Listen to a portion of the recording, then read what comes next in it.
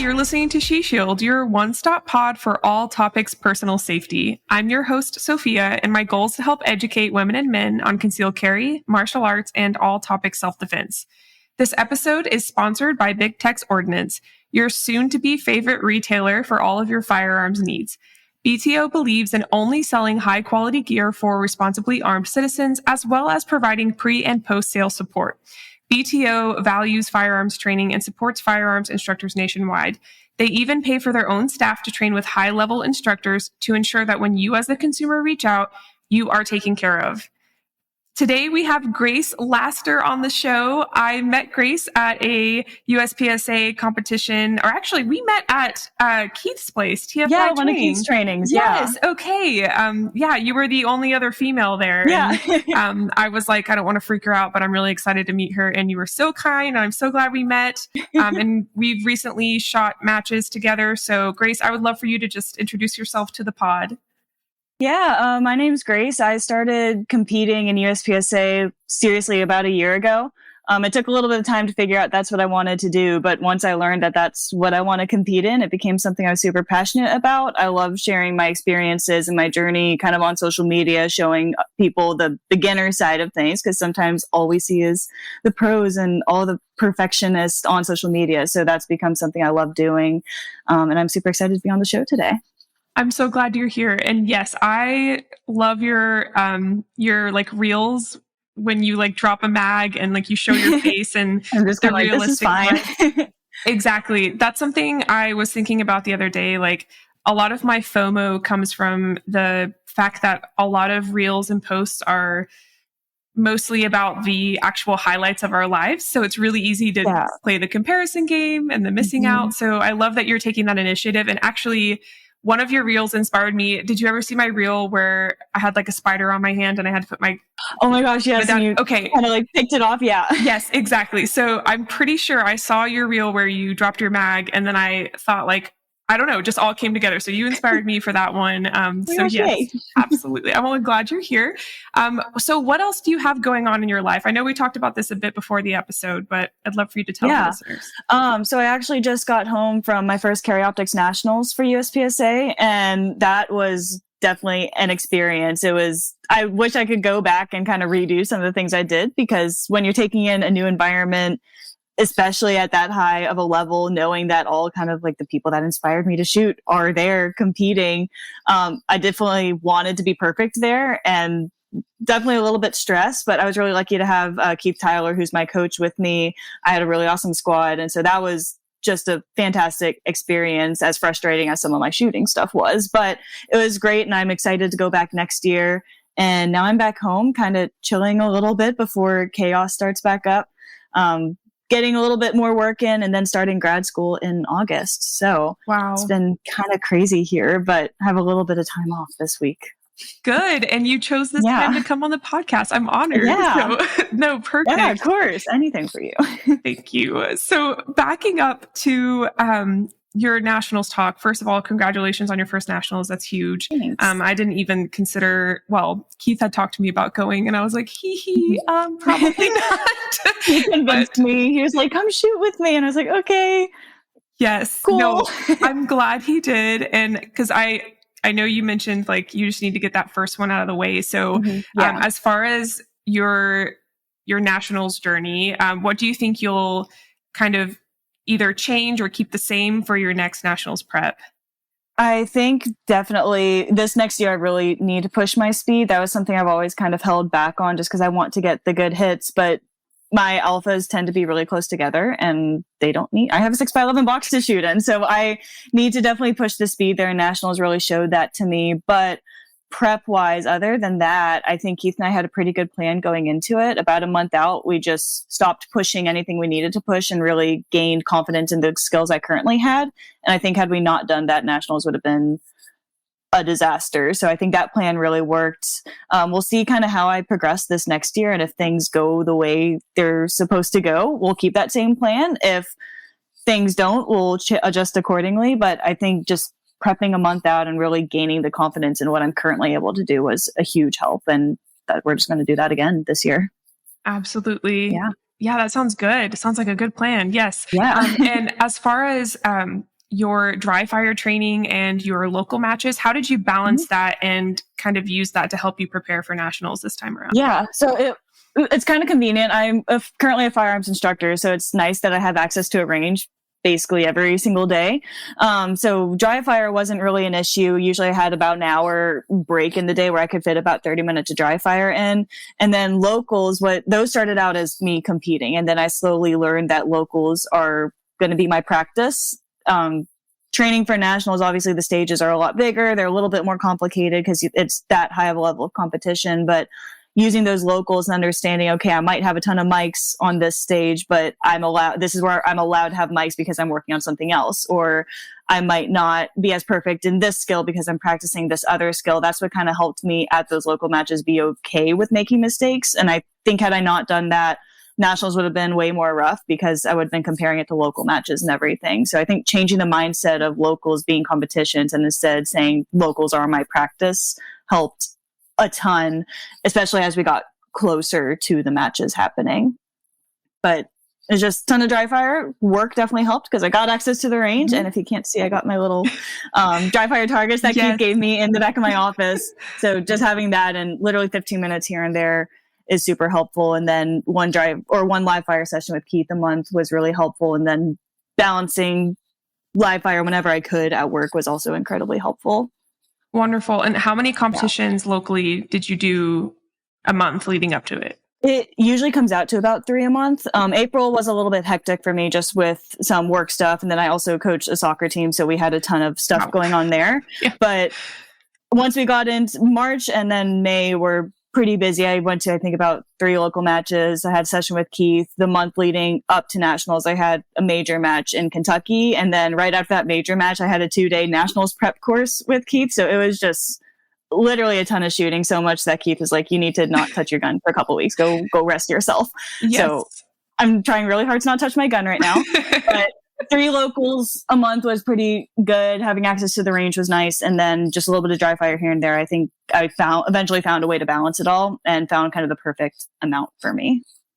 That sounds lovely. Yes. And music isn't music without the pauses. So maybe, this time is good for that. And if Keith I need to touch my gun right now, but I know my body needs a break. So my gun is hidden in the back corner of my room so I don't go unnecessarily dry fire. Yes. No, that's totally fair. And I feel like it's a good problem to have, but I'm sure it's a challenging one. And it definitely is when you go from literally training every day to not touching a gun. I mean, technically I am touching guns because it's literally my job, but yes. I'm not doing it for me right now.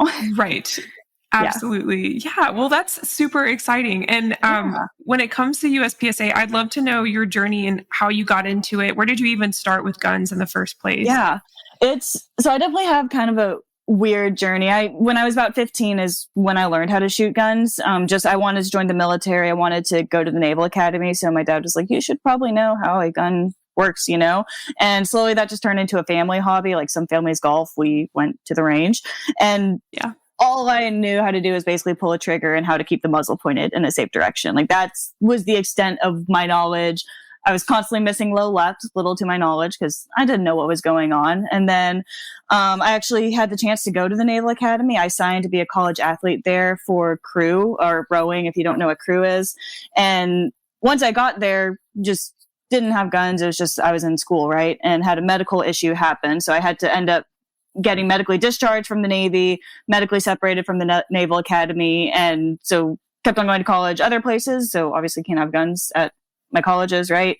Moved back home eventually. And, I had that competitive streak in me growing up an athlete, literally signing to go to college and having that opportunity kind of taken away from the medical stuff.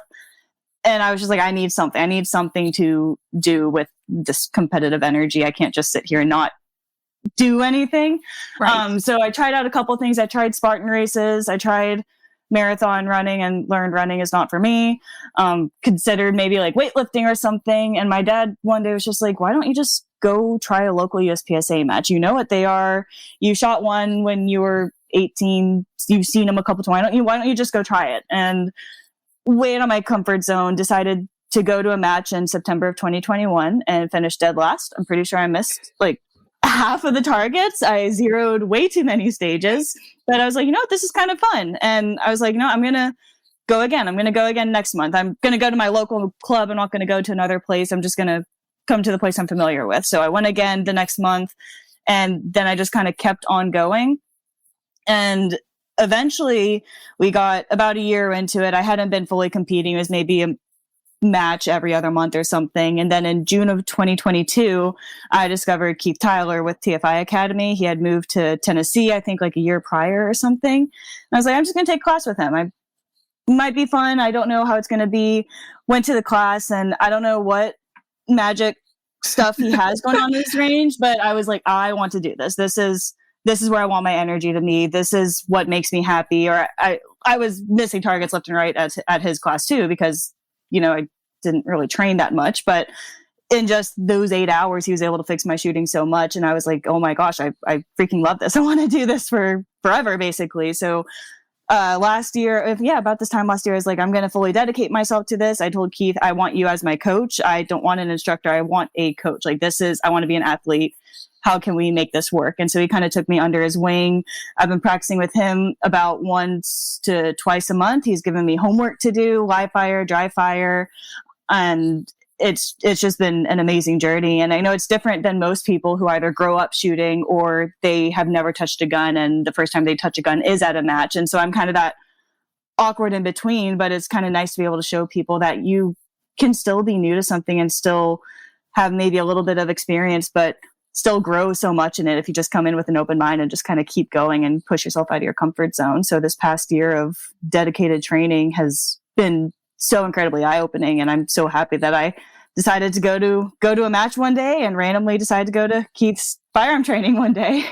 Absolutely. Yeah. Yes. And I know the feeling. I've also trained with Keith, and I know what you mean. Like, he's very encouraging. Yeah. It's almost like one of those things when someone talks about the things they love, you know, there's almost like this like energy about them, and it becomes almost intoxicating. You're like, oh my gosh, I want to feel that way about this too. And I want to learn from this person because they love what they're doing. So that's really exciting to hear. And he's helped me, not even on that side of things, but even just from being a firearms instructor, teaching me how to teach. Like, he knows how to find what my problem is and knows how to fix it. And that's been so incredibly helpful. So yeah.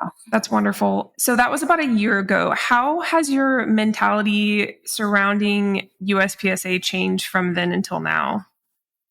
Oh my gosh, it's changed so much. At the beginning, you know, when you come from being an athlete, finally getting back into competing, you want to win everything. You want to be perfect. And coming from a sport where I was fairly successful into a sport I was finishing dead last in, I was like, am I supposed to do this? Am I making the right decision here? Is this a complete waste of time and money? And Keith was really great in pushing me and saying like, no, keep going. You're fine. It's a marathon, not a sprint. You're brand new. It's okay. So at the beginning, it was definitely really difficult. There were a lot of tears at the beginning. So I was just like, I feel like I'm not good enough. I keep failing. I'm not improving. But then as I kind of progressed, I got a few months in, I started to compare new videos of my shooting to old videos. And I was like, oh my gosh, I don't even recognize who I was a couple months ago. And then that just kind of kept on going. And then my name slowly started moving up in the finishing logs. And even at locals, that just meant, even though they're just locals and I was still using them as practice, it still meant a lot to see that, okay, my work is starting to pay off finally. All the training sessions, all the money going into gear and ammo all the time was finally starting to pay off. And then to hear Keith say that you're ready to go to nationals, you're ready for major matches, you should do it. That was kind of like my, okay, I think this is working. I think this is worth it. Let's take the jump and go. And then as we got closer to that and things started becoming more real, I was like, finally feel like an athlete again. I feel like I have some bit of myself back after losing that due to all the medical stuff. And it just kind of brought a lot of clarity. It gave me something to work for. It gave me something to push for.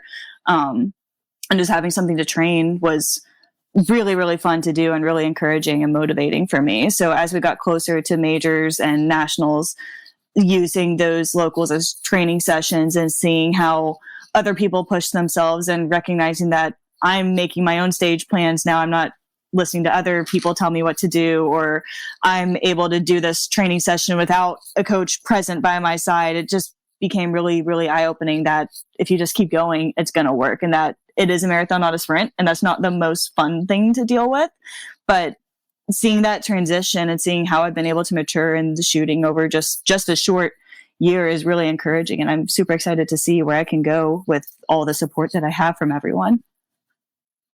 Absolutely. And your story is inspiring me just listening to it. And this is the second time, of course, we talked before, but like, yeah, I just honestly, I'll listen back to this episode and be inspired again. You have a great sense of self-agency about your situation, and the fact that you know, one path didn't work out. So you kind of just, you pivoted, you know, and even though that took time, you've done your first national after only a year, which is huge. It's kind of hard to think about, like, oh my gosh, that happened. Yes. And this is almost like divine timing. I'm reading a book called Atomic Habits. Have you heard of it? It's like all over TikTok. It's by, I say that not in a shameful way. It's all over TikTok, Grace. How do you not know this? Our For You pages are obviously different, but also mine got deleted randomly. So I forgot about that. I had so many followers. I was sharing so much good information, and then it just down the drain. It's like, cool. God, I'm sorry. Yeah, you kind of have to play their game, and that's something I definitely want to talk about. It was the weirdest thing, though. Never got any warnings, and I covered up my gun in the videos. I made sure if I was on a range, I put that it was on a range, and they were just like, "Nope, you're done." It's like, okay. So you didn't have any other videos before that get taken down? No, they would always get put back up. I never had anything purposely taken down. So I was weird. like, this is fine. But, that really makes me think, I've had mine semi-banned, I don't even know, like 3 times. And what I did, which you may not have this option by now, so I don't want to give you false hope, but I literally had all of my friends and family email TikTok legal. Yeah, and I tried. I was just like, it's not worth it. No, that's fair. Rebuild it again. So you will. I've had the guy actually who originally taught me how to ever shoot a gun, Victor, good friend of mine. He has started 3 TikTok accounts now, and he's built them back up really well each time. Like I think he's above 10K now, and his first one was like 80K. His second one got to 60. So he still posts guns on there like all the time. Yeah. So I'm going to be a little bit more careful with the second account, but I still it's such a great way to be able to share just basic information with a ton of people. Like I'm definitely not instructing or anything online because I'm not at that level where I can do that yet, but just being able to share like how to conceal in girly clothes, or this is what a stage looks like for a beginner shooter. I think it's just a really great platform to be able to share that. And I would love to keep sharing that and hopefully not get this one taken down. Absolutely. I hope you can too. I even remember when I started USPSA myself, I would watch people like Justine Williams shoot. And while that was super helpful, because honestly, seeing her videos, I like totally stalked her page for a while and like watched video after video, right? Like it actually helped me by the time I got to a match. I felt more conditioned to the environment. Yeah. But those like little beginner, pieces of information that pros don't really think to share is so important to share. Yeah. So I'm really it's just even as basic as how the heck do you sign up for a match or what belt do you get? Like there's just so many little things that I had to learn along the way. And thankfully my dad's like a research guy. So he helped me so much. He'd be like, they do this and this and this and this. Like he literally takes all my practice score stuff and puts it into an Excel spreadsheet and shows it to me. Wow. Like, Dad, you're awesome, showing me all the stats. But that is so he was definitely helpful, but it's still like we had to go do that. There's not a big place where it just says, hey, you need all of this. So it was definitely a learning experience. But just I love being able to share that stuff because I don't want people to be questioning it like I was. Absolutely. Yes. And I don't know if you listened to episode 51. Lisa and I just read our your fun little comments. Yes, I need to listen to that still. Take your time. It's honestly, I've had a lot of people write in and just say it's kind of a nice change of pace. It's just kind of funny. We talk about like the hardships of social media. But I'd love to know from your perspective, how has social media helped you? How have you persevered through, the hate and the negative aspects, Definitely at the beginning. I'm very sensitive, even though I don't always put that out there. I seem like I just kind of let things go and I laugh it off. But I'm like, I don't like this. This person just said something mean, But then eventually you just kind of learn like people in the world just suck, I think I tagged you in the video I made of that one guy who just, oh my gosh, he left like a book on my TikTok page, and I don't even remember what the subject was, but I was like, you have to accept the fact that people are going to be out there like that. And that's really hard to do, especially when you're a people pleaser and you just want everyone to like you. But I think it made it easier once I started laughing at those comments and being like, oh my gosh, what the heck? And not in a negative way at all, but you start to learn who the people are that are actually genuinely trying to help you, or who maybe don't have as much knowledge on the subject and are wanting actual answers, versus the people who are just there to be kind of a-holes in a sense. And you really learn how to filter those comments, and you learn how to just kind of laugh at them. And you'll see I'll make response videos that are just kind of like, this is kind of funny that you think this, but cool, whatever. That definitely took a while to learn how to do. But once I kind of learned how to do that, it made social media way better, because I'm not a social media person. I've never been one, but it's kind of the way in this day and age to share information with a large group of people. Yes. And it's kind of the easiest way to share it with a large group of people. And just being able to be like, this is funny. I've never met this person in my life. They're probably on the other side of the continent. Not even worth the energy. Absolutely. Yes. Yeah. And one of my favorite things to do going off of that is to go to a video that is just perfect. There's nothing wrong with it. There's like, for example, trying to think, I follow a lot of physical therapists and personal trainers that, are good at their craft, and they'll post either like a form video or something like that. And with my biomechanics background, like I feel pretty solid, and like, listening to what they say and kind of having a good idea on like if it sounds like bullshit or if it, if it's accurate. And I'll go to the comments, and even though what they're saying is like 100% correct, or maybe it's just like a simple thing, there will be something negative about that person, whether it's their looks, the gym, their clothing, it's usually not even about like what they're doing. Topic. Yeah. It's interesting. Like, and some of your favorite creators who you love, and if you met, you would just want to hug them, like the shit people say to them. So my idea is like, if it's happening to them and they can tolerate it and they've persevered. Exactly. I think Brené Brown said it best when she talked about how like the internet is the cesspool of like the world. Like it really can be, because people feel like warriors behind the screen. So it's been kind of fun. I have built a little TikTok community of just like other competitive shooters, and oh my gosh, it's the funniest thing when I kind of feel bad for the people that leave crappy comments on my page, because they'll come in like buying like little soldiers and just be like, well, post up your video, let's see your build drill and stuff like that. I'm like, I love you guys and I've never even met you guys, but that's the thing about the competitive shooting community is I've never met these people, but they're coming to my defense, or they'll reach out and DM and be like, hey, you should come to this major match, let's say North Carolina, we'd love to have you in our squad. And that's so amazing that this whole community, we're all so spread out, but everyone's still knows who everyone is, and everyone wants to meet everyone. And even at nationals, I ran into so many people. They're like, oh my gosh, you're Grace, I recognize you from TikTok, can we get us? Like, I was like, oh my gosh, I feel famous right now, and I don't even have 2,000 followers on my new TikTok account, but oh my gosh, I'll take a selfie with you. So it's just really cool to see.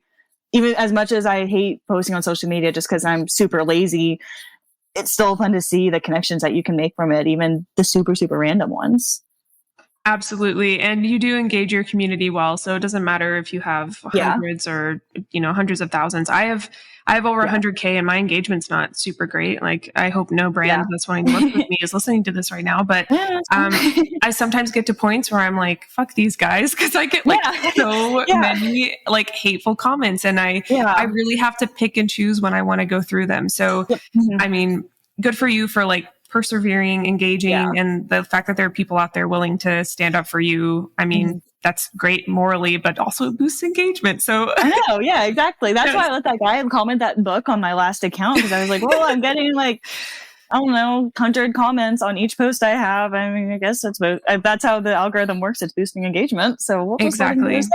That's my go-to response when I have nothing else to say. It's like, dude, thank you for boosting my algorithm. And I think I said this on episode 51, but I said that to one guy one time, and he was like, I don't give a shit about your algorithm. And I wrote back and I was like, thanks again. Okay. And he like kept writing, and I was like, he does not get this at all. So oh my gosh. Super funny. Some people out there, man. Exactly. Oh yeah. Are you ready to step up your shooting game? Introducing Walkers Incorporated, the pioneers in ear protection for shooting, hunting, and commercial applications. For over 25 years, Walkers has been revolutionizing the industry, ensuring your hearing safety and enhancing your shooting experience. Anytime I'm on the range, indoor or outdoor, I use Walkers ear protection to have crystal clear communication with my fellow shooters. I currently use the Silencer 2.0s and the Razor Slims for my range adventures. Not only does Walkers protect your hearing, but they also protect you. Being able to communicate with others on the range is vital to personal safety. You shouldn't have to sacrifice your safety when the ultimate goal is for overall better self-protection. With Walkers, you'll experience unparalleled comfort, unmatched innovation, and the industry standard in shooting ear protection. Never settle for anything less when it comes to your safety and enjoyment on the range. You can save on Walker's ear protection and support the podcast by using code SHESHIELD. That's SHESHIELD at checkout.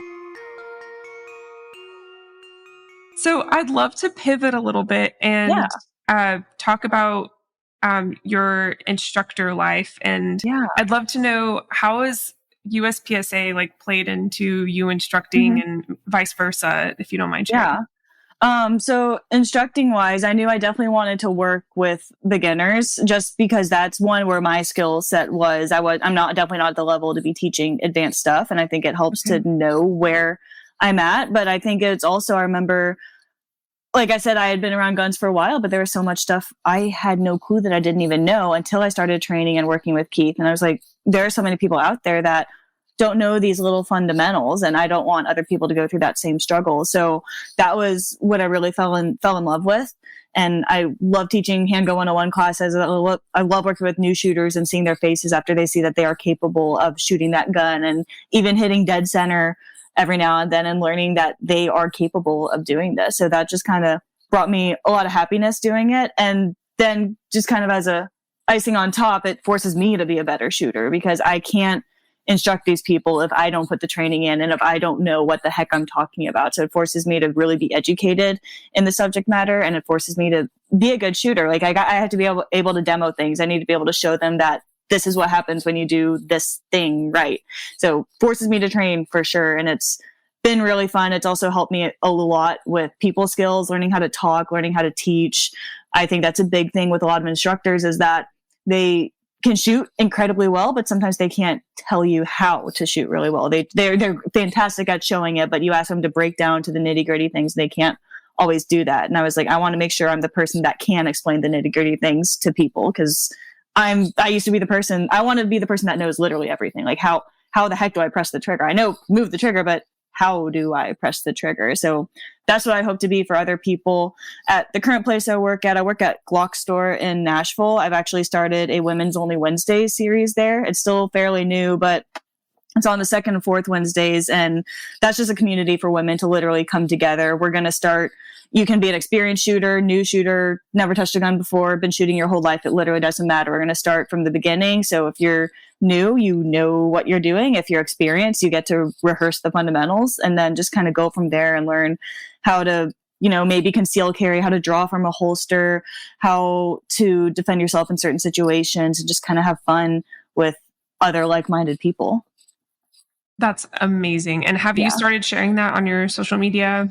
Slowly. We launched it a couple weeks ago. So I think our next one is July 12th, and we're hoping to get like a steady group of women going. My goal is by mid-September, since it's still so new, and we just, women usually don't follow the Instagrams of gun stores, really. So I'm trying to start sharing it and get some women in. We're in the Middle Tennessee area, so I just want to be able to get this knowledge to as many women as possible, because I think it's really important that everyone is able to exercise their Second Amendment rights. And I think a lot of women don't recognize that they can, while still keeping their personalities. And that was a big thing for me when I started competing. I saw a bunch of guys, and they were nicest dudes on the planet, but at a first glance, I was like, oh, they're all in all this really cool tactical gear, and I feel like I'm not allowed to laugh or else I'll be judged. And that's a me thing. I really shouldn't worry what people think, but it's just kind of the nature of the situation. And I want to be able to share with everyone, both men and women, that you can keep your personality. You can be bubbly, you can be smiley, or you can be serious. It literally doesn't matter what your personality is. You can still be you while being in this industry. And I think that's something the 2A community as a whole needs to work on, is just being way more open to anyone wanting to be in this community. So instructing is that was kind of on a different tangent, but instructing kind of helped me get the ability to be able to show that to people. That's awesome. And yes, I like that note. I know when I go to USPSA competitions with Lisa and like when you were there, it felt very different than when I'm alone, and like I giggled a little bit more. And you can see my reels, like we're not totally focused the whole time. Like of course there's a balance. Like I would get sidetracked with her sometimes, and I didn't pace when I should have. And that's definitely something I learned. But I love that you're sharing that message, that it doesn't have to be this like tactical, like formal thing all the time. So that's really lovely. That helped at nationals, because I used to be like, because I thought I had to be serious at matches. So at locals, I'd come in and I'd get really mad if I had a mic or something. And eventually I was just like, you know what, this is practice. Like you are going to make mistakes. That's just how it is. And my opinion is, if you're not making mistakes, you're not pushing yourself hard enough. So once I kind of got that mindset, and I started being like, you know what, I have more fun when I'm myself. I have more fun when I'm laughing, and I'm able, just from growing up being an athlete, I'm able to kind of switch it when I need to. So like when I'm on deck, it's about to be my turn to shoot. I know, okay, now I need to start tuning in. You can kind of see me at matches. I'm laughing until they say Grace is on deck. And then you kind of see me go into my little corner and do my own little prep work. And then the minute I'm done, and after I've reloaded my mags, taking a moment to decompress, I'm back to being bubbly and happy and running around. And that didn't start happening till recently, when I learned that it's okay to do that. But the minute I started doing that, one, I had way more fun at matches, and I actually shot way better because I took so much unnecessary pressure off of myself, and being able to find that balance of being serious enough and getting your stage plans and getting dialed in, ready to go, with being who you want to be, being who you are, and being happy and someone fun to be around. That really improved my shooting. That is a great message to send. I absolutely love that.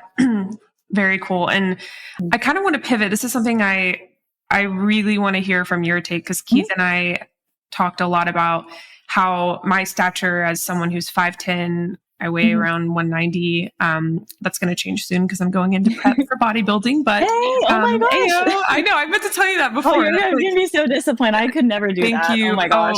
Girl, that's how I felt. And then I got to a point where I was like, I'm sick of not doing it. Does that make sense? Like, yeah, no, I definitely get that. Like, you don't think you want to do it, but then you're like, I want to do this. Yeah. Right. And it's like, it was just in the back of my mind for so long. I was like, I just have to do this, because I also want to do the tactical games eventually. So I need to make sure I'm using my time well. And anyway, not going to get on a super tangent about that, but I'm pretty muscular. You've seen me. I'm not like a petite woman. Something Keith talked about a lot is like how my stature has played a lot into my strengths. Like I manage recoil really well. We even used a hand grip dynamometer, and he told me you had some of the strongest grip he'd ever seen. Yes, oh Meanwhile, mine was like barely breaking 60, and I was like, he's like, squeeze hard. I'm like, I literally can't. Like, I'm giving you all the strength I have.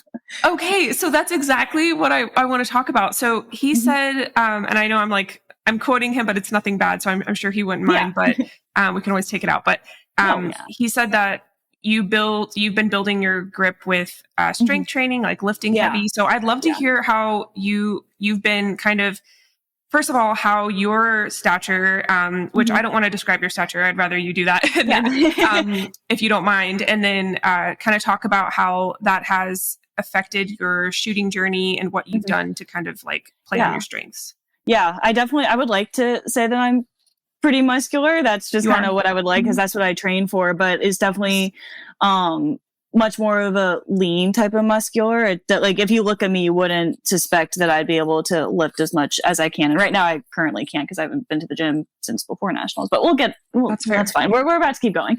But I don't look as strong as I am, really. And I'm also my legs are really strong, just because I used to play soccer. I was a goalkeeper, and then crew rowing uses your legs a ton. So that's where a lot of my muscle is. But my arms, I like to call them noodle arms. They're just super long limbs. Like my body proportions are so weird. I have like super long quads and super long calves and super short torso, but like ridiculously long arms. Like, I don't know, like I feel like they flail around. Like I just have really, really long arms for whatever reason.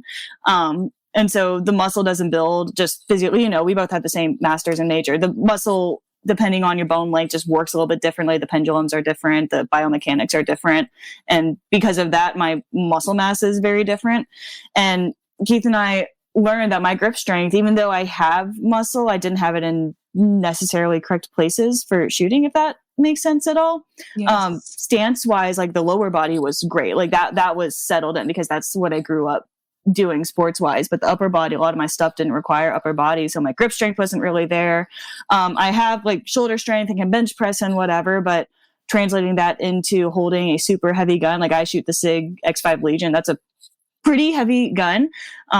Translating that into holding that gun and being able to control it and manage recoil, we learned that was something I had to work on. So after doing grip strength stuff with him at the gym, I would just try to incorporate, kind of certain things that really meant like holding dumbbells in certain weird positions or kind of twisting them back and forth to work on avoiding elbow tendonitis, because I get that a lot just from how small my arm muscles are.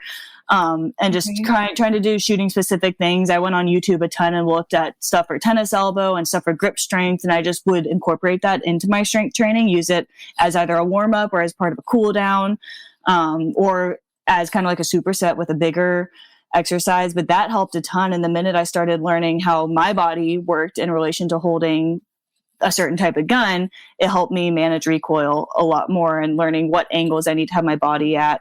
And from an instructor standpoint, that helps too, because I can relate kind of biomechanics to why the gun does what it's doing in that certain case. So I never thought that my major would have anything to do with shooting at all, but I very quickly learned that, maybe my major does have something to do with this. And it actually did, and helped me learn how to, grip my gun better, manage recoil better, just because my wrists are really skinny. It's going to flip no matter what. So learning how to mitigate that was definitely a challenge, but it kind of made me a better shooter, understanding that everybody's different. Absolutely. Yes. Yeah. Thank you for sharing that, because that's a perspective, I don't have, and really anyone that comes on is going to have a unique perspective and different body composition. And I love that you talked about limb length. That's hard to say. Oh my God. Oh yeah. I've never looked at you and thought like, damn, her arms are long, but I thought like, damn, she's lean. Like they're just very noodly. I feel like, I don't know why noodle is the term that comes to mind, but they just kind of do their own thing. And I'm not gonna, discredit what you think. I definitely have. I haven't thought that either. I've just thought like strong, and of course, like every time Keith and I talk about you, he always says how like strong you are and how you utilize your strength really well, and your as best as we can. Frame. Yeah, exactly. And it shows you that really, like, there's a generalized stance and generalized grip, and I definitely think that there are better ways to hold a gun and a better stance to have, but I learned that my stance, like for me, I do better leaning over way more than maybe like some of my guy friends I know do. Like they can get away with standing up a little more upright because they just have the mass to handle the recoil. For me, unless I'm leaning forward and my, butt is kind of sticking out a little bit and my weight's on my toes, I'm just not going to manage the recoil as well. So you can tell in some of my videos, even the ones where I have kind of a yuckier grip or I'm standing straight up, there's so much more muzzle flip than when I'm super, super aggressive. And that just simply comes down to biomechanics and how my body operates. Whereas other people like you and Lisa, you guys have a little bit more muscle mass. And so you're able to really control that gun and still move really, really well with the gun, but without having to be as forward as I have to be. And that just comes down to everybody's body is different. And at the end of the day, it is whatever works best for you. You find what works best for you and you continue on with that. Absolutely. Yes, that's a great message to put out there. And I almost laughed because my running has never looked okay. I don't want to assign this to myself, right? Because if we assign it to ourselves, then it's, we're making that our identity. But seriously though, I've never like looked good running. I swear, like I'm still working on it. And you don't need to look good, but sometimes I'll watch my stages back and I'm like, what the hell am I doing with my arms? Like, it's almost like a Tom Cruise, like bladed. I'm still figuring that part out. But yes, that's something I've thought about. I do have like I'm pretty tall. So my like getting into position and getting out of position, I have to like really want to get out of position because getting back into it takes so much time. It feels like, so, which I bet that's for everyone, but I'm sure there's a little difference for taller people. So no, that makes sense. Very cool. Yeah. And what are what is like the best thing you've done to improve your grip strength?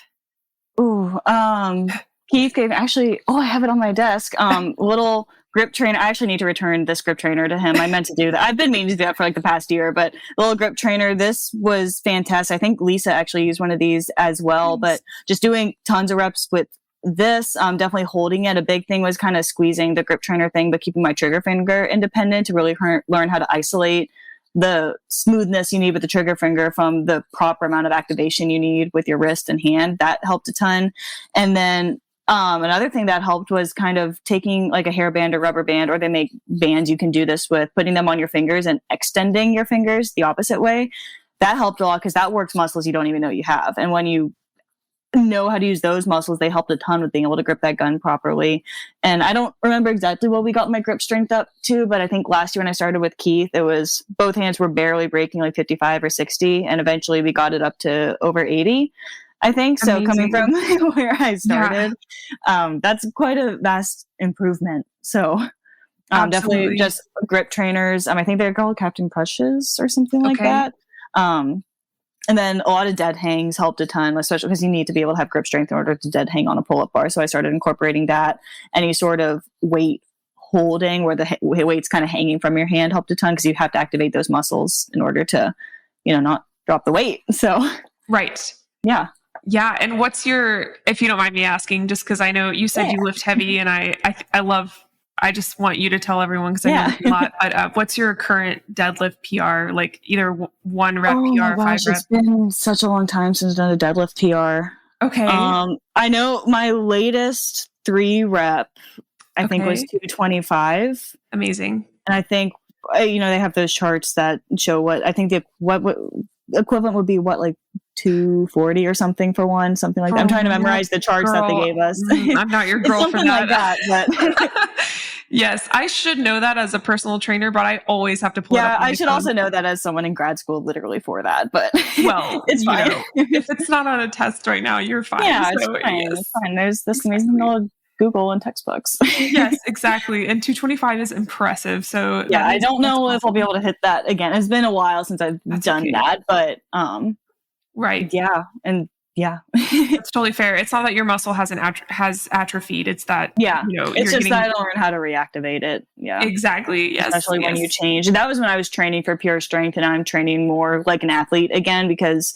after going to matches and seeing how big some of those major matches stages are, you need to be able to sprint back and forth and be almost like a football player, like all the shuttle sprints they do and stuff. That's what it looks like sometimes on some of these stages. So I've kind of started to shift my training into more dynamic full body stuff and having the ability to activate different parts of my body in different positions and much more balance and kind of mobility stuff. So I still love lifting heavy, and I will incorporate that into my training, but it's not my sole purpose. It's like I'll start off with a strong lift, whether it's a squat or a bench, deadlift, kind of like the big 3, and then the rest of the training will be geared towards the sport that I do, which is shooting. And I need to be able to move properly and quickly and activate my core properly and stuff like that.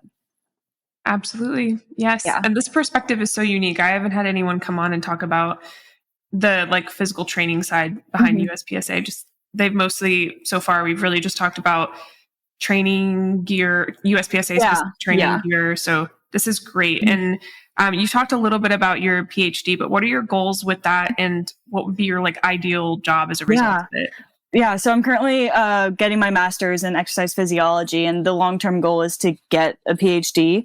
And I learned through years of personal training and strength coaching, I got really bored with it, and not in a bad way. It's just I found more fascination in the science behind what I was doing. I used to be a athletic trainer assistant at a local high school, and I loved what I did, but I always found myself asking, why are we doing this? What's the purpose behind this certain exercise or this certain machine? And I just love the understanding the science behind all of it.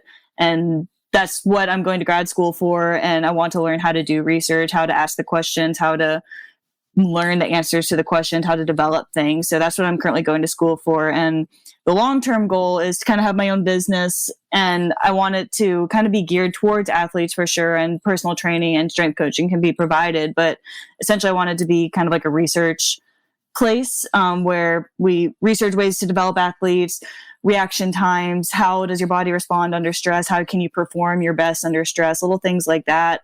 And hopefully contract with some of the smaller colleges out there that might not have money to bring exercise specific physiologists onto their staff, but still need someone on their staff to do that. So hopefully something like that where we can contract through, or smaller athletes, kind of like golf players or tennis players that are not necessarily part of a team, that are way more individual, can hire to come on tour with them and whatnot. So that's kind of the long-term 10, 15-year plan. That's what I would love to do. And that can even, I've learned that can be incorporated into shooting sports as well, because the minute that buzzer goes off, your brain turns off and you have to learn how to shoot that gun under that stress, basically. And so that's been something I've been interested in, is how our body reacts to pressure under stress and how to perform properly. And then obviously I wanted to do the military stuff, but medically that couldn't work out, but I found a way to be involved in that. Our operators are basically like athletes in a sense. And so this could be a way to also get back involved with them and train them to perform well under stress and stuff like that. So that's kind of a long-term goal, kind of own my own business for research, do all the research that people need, and have a bunch of people that want to do that with me. Absolutely. Yeah. Yes. And are you for sure going into your PhD program right after your master's? That's the goal. I haven't decided. I took a gap semester before starting my master's, and I'm like, I need school to start. I need to get back into the thing that I love. So we'll kind of see how I feel after getting my degree in a couple years. And the plan currently is to go straight into PhD. So we'll see if life allows that, because, life can get a little chaotic the older you get. But I would love to be able to just continue to track at the PhD by the time I'm 30, 31, and then just keep the passion and energy that I have for this going as life moves on. Absolutely. That's amazing. I know I said that before we started, but yeah. I love that plan. And I've never been exposed to that side of the world and thought about colleges that can't have a physiologist on staff. Is that the correct term? Would you? Yeah, physiologist, something like that. I know some of the bigger ones have like dedicated research people there. Right. And just when you're in D3 school, or one of the smaller, I can't remember the acronym for it, but the one that's like just below D3, some of them just don't have the funds for that. So right. If I can kind of find a way to get back to them, would love to be able to do that.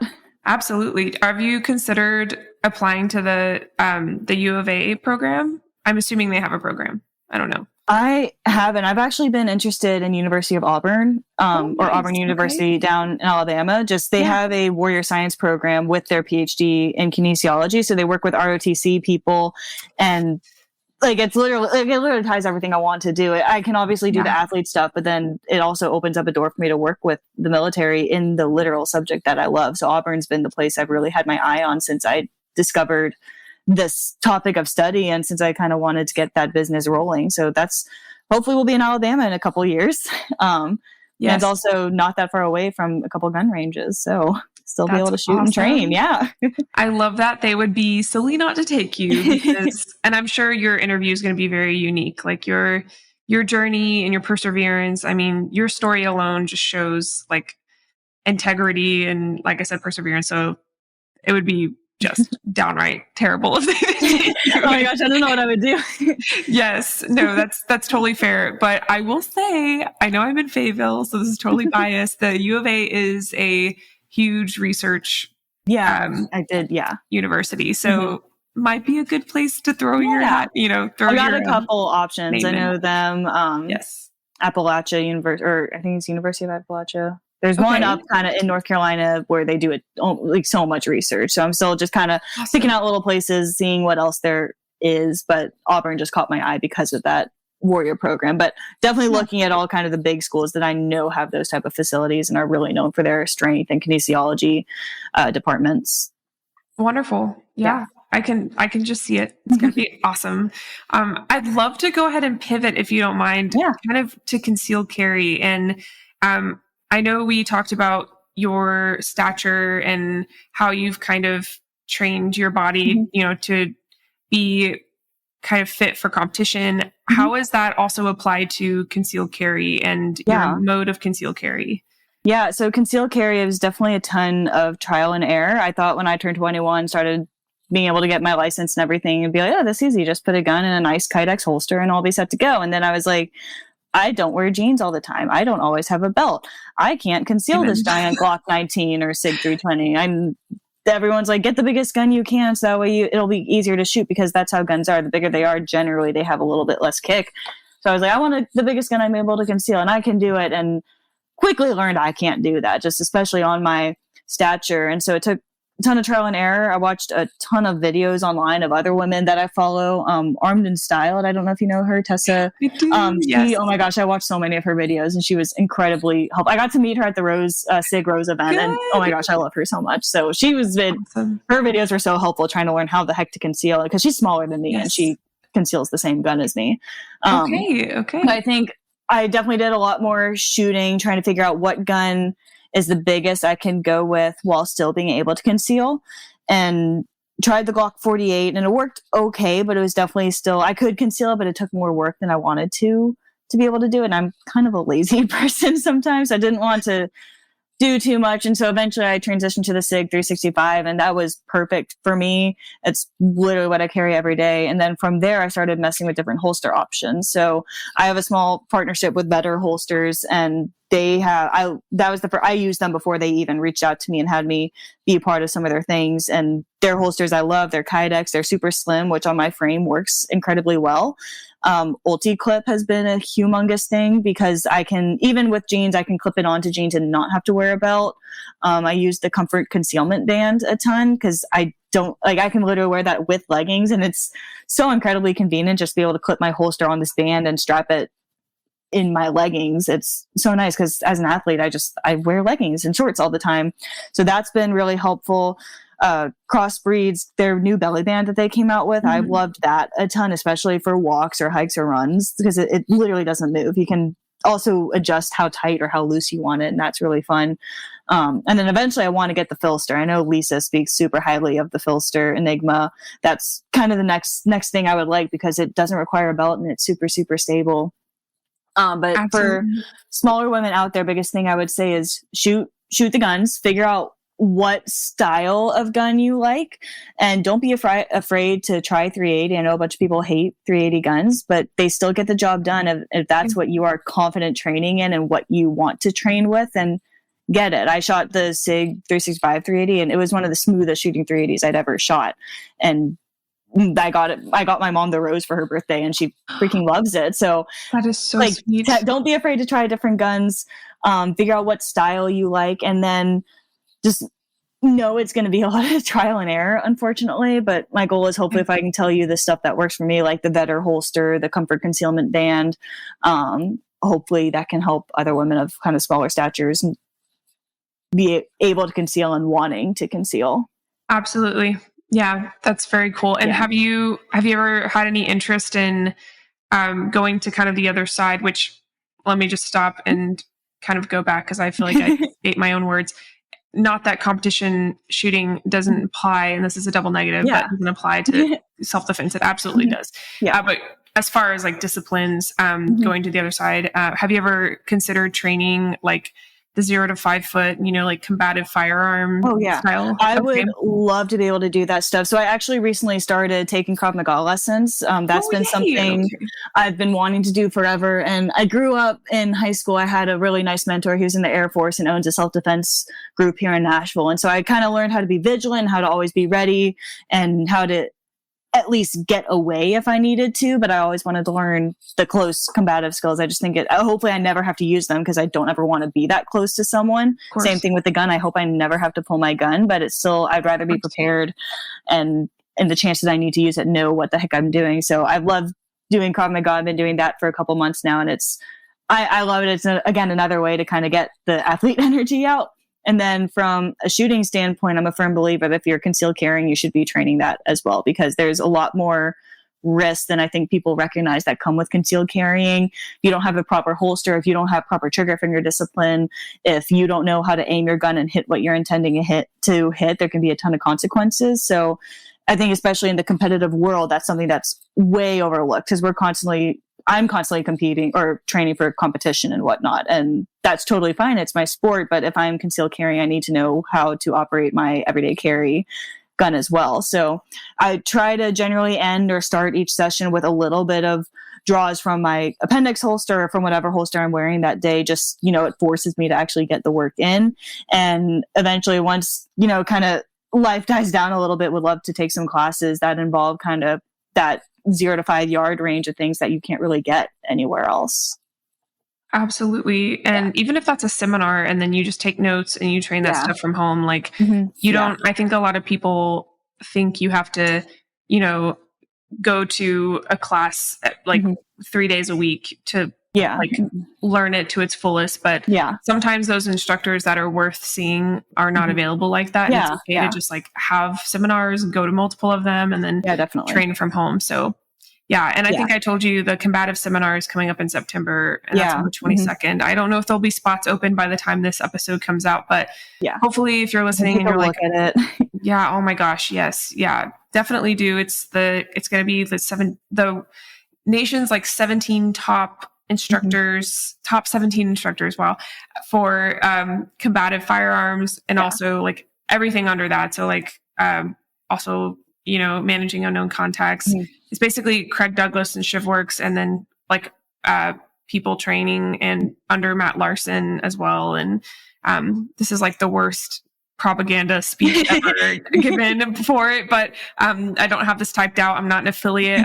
I see how awesome of an opportunity this is, and I want to make sure people know about it. So I think it's definitely something really important. If you're gonna conceal carry and exercise your rights, you should know how to use them and take that training as your own responsibility. So absolutely. And I feel like that would be a cool addition to your page, like to show that like that full 360.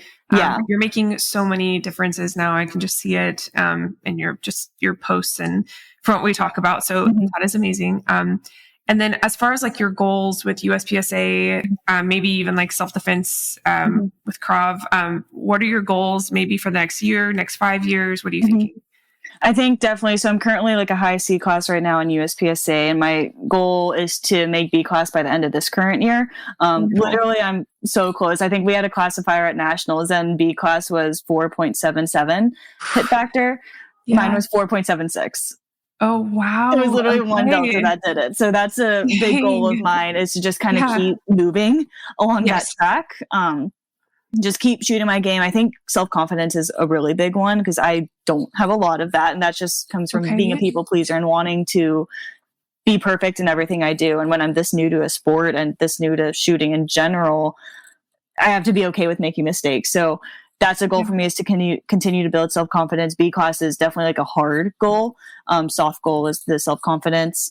And then from a self-defense standpoint and everything, just becoming more well-equipped, drawing from the holster from different outfits and whatnot, from different types of holsters, not being afraid to show people how I conceal, and being a little bit more confident in how I conceal. I know I will share certain videos and the outfits look great and everything, but then sometimes I'll go out and be like, I feel like I'm printing way too much, because I haven't built that confidence yet, even though it's been 2 years of carrying at this point. So self-confidence all around is kind of, I think, what we're learning, and just continuing to become proficient and to not ever become lazy within the training. I think a lot of people can become complacent, and that's something I hope to never become, because I want to be successful in the sport, and I want to be able to use my firearm properly should I ever have to use it. And again, I hope I never have to use it, but I want to be able to have those skills to save my life or the lives of those around me if I absolutely have to. Absolutely. Yeah. I think that's a really good point to make. Not a lot of people want to take the time or even spend financially on training. So I love that you've made that a personal goal, upkeep. And I totally know what it's like to post an outfit and be like, this is freaking awesome. And then go out and it just not work. And like the wind is blowing and it's blowing the material against you. Oh, and gosh, one of my like best performing videos that happened, and I felt like such a fraud, but it's one of those things like you learn as you go. My page is literally called Fit for Fia. It's what fits for me. It's my story. I've learned putting disclaimers in my caption is like so helpful, because if people are shitty, I can be like, read the caption. It's not, this is what fits for me. This is my story. And, you don't have to take from it, what you want. And yes, I totally understand though. And I feel like it's something that just comes with posting. Like you just have to. You just kind of, it's unfortunately you kind of have to learn as you go, which kind of sucks, but also that's just the reality of the situation. Yeah, if you wait until you're ready, you'll never post, which is what I'm that's what I'm I've experiencing learned right that. now. Yeah. Yeah. But Yeah. it's okay though. I feel like that's a really, while it's a frustrating quality, I think it's a very, what's the word I'm trying, notable. No, that's not a noble quality. Yep. There you go. Yeah. Noble. That's a very noble quality to have, because you don't want to misinform people, and you know what you're working with. You know, you're not just like styling headbands, you're styling a pistol. So yeah, it's a little different.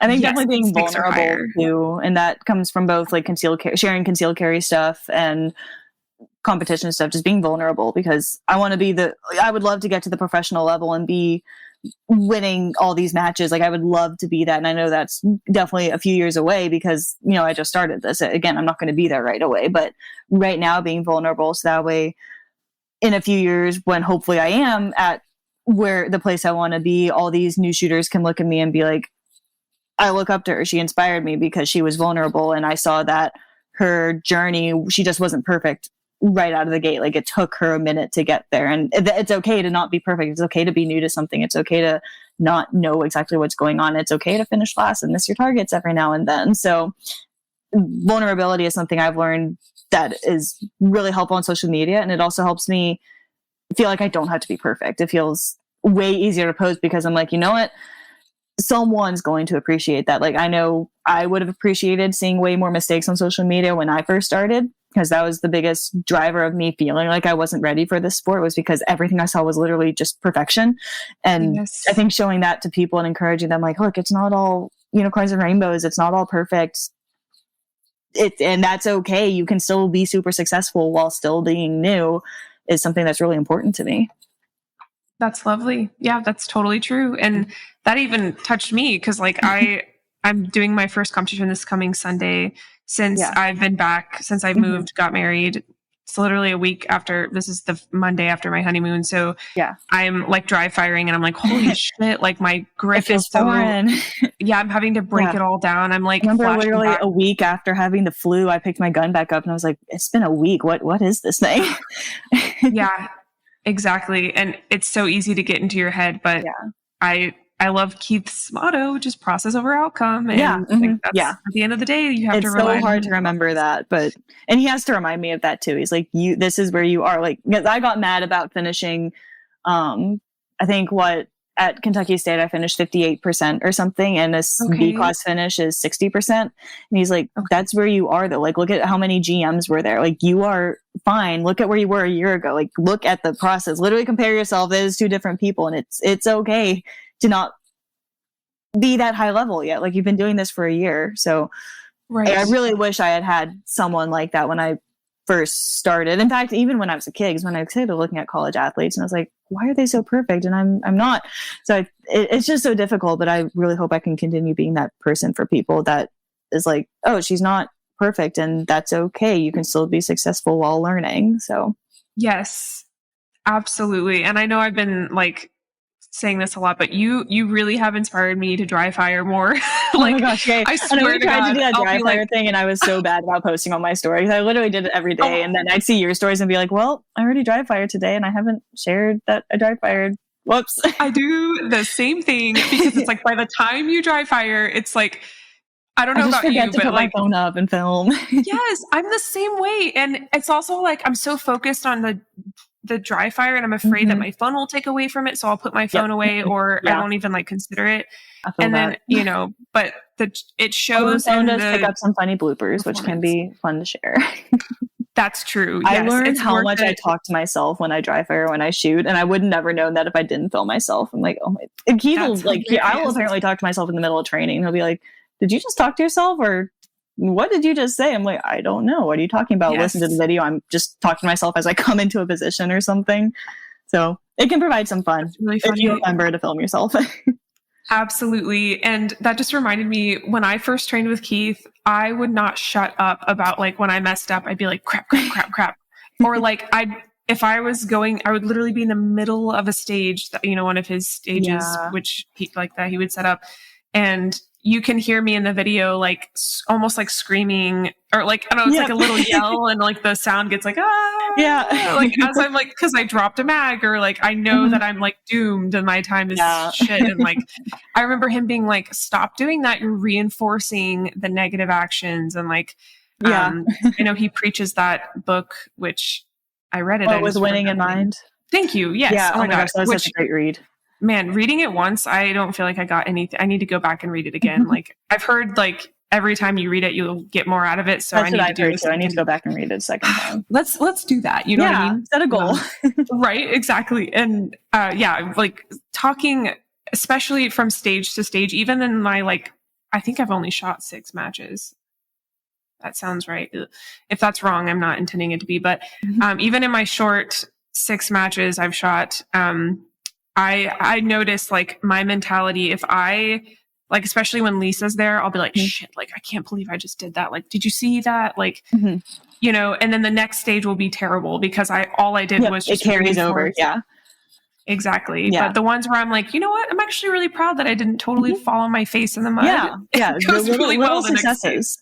Yeah, exactly. Yes. Yeah, for sure. Absolutely. Well, as far as topics, I feel like we covered it all. I feel really good about this episode. Like, I'm excited to show this to people who are not only beginning in USPSA, but beginning in just like their journey with firearms. Yeah.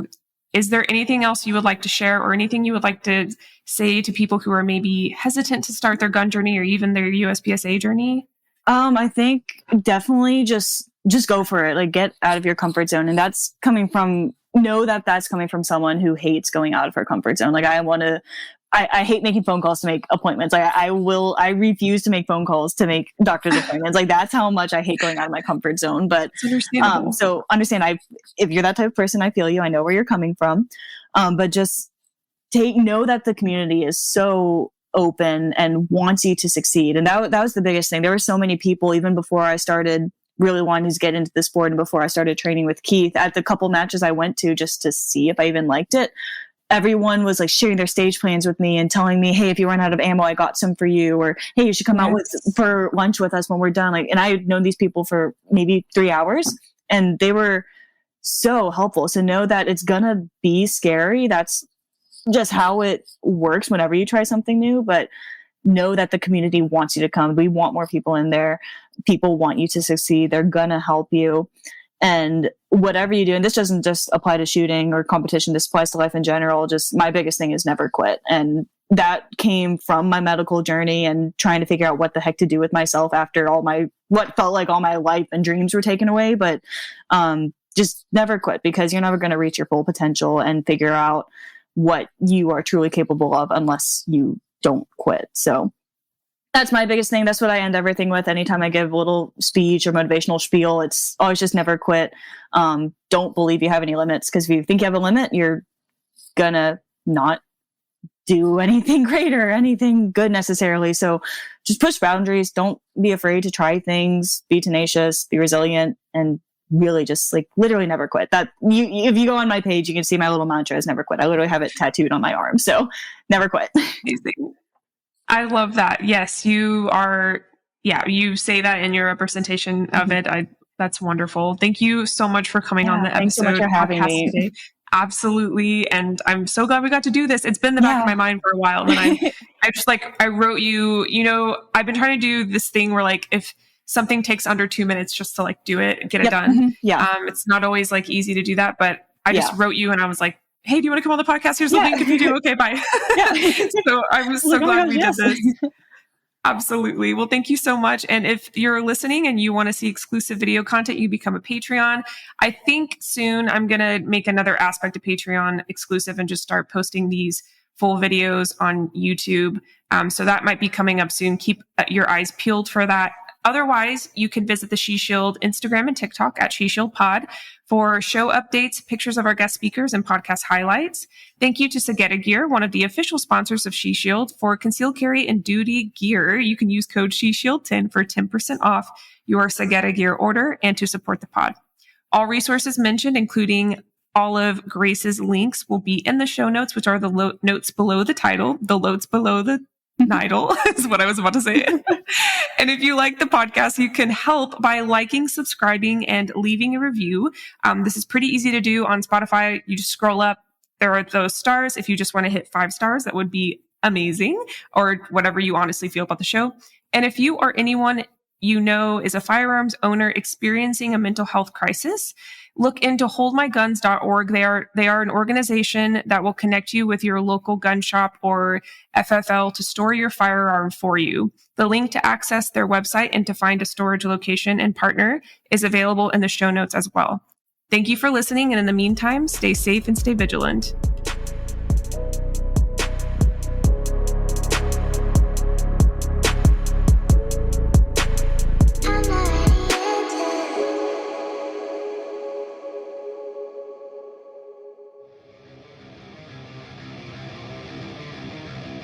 SOG Knives began with the mission to reproduce the original SOG Bowie knife used by the Special Ops Unit MACV SOG. Today, SOG knives are carried with confidence into the most demanding situations. Forged out of tradition, hardened in the field, honed for you, whether you're protecting others or leading an epic hunting expedition, tackling one of life's everyday challenges, or facing your most extreme conditions yet, lead the way with SOG. What began as a single commemorative model soon became a full line of innovative tools, field-proven by U.S. Special Forces, even honored as the Navy SEAL knife of choice. I've personally carried SOG knives since I added knives to my everyday carry setup, and have yet to be disappointed by their design and durability. Their craftsmanship is rooted in legacy of honor and courage, and is unmatched. With SOG by your side, you are equipped to lead the way, no matter the challenge. Join the ranks of those who dare to push beyond limits and define their own legacy, and use code SHESHIELD to support the pod and to save. That's SHESHIELD at checkout.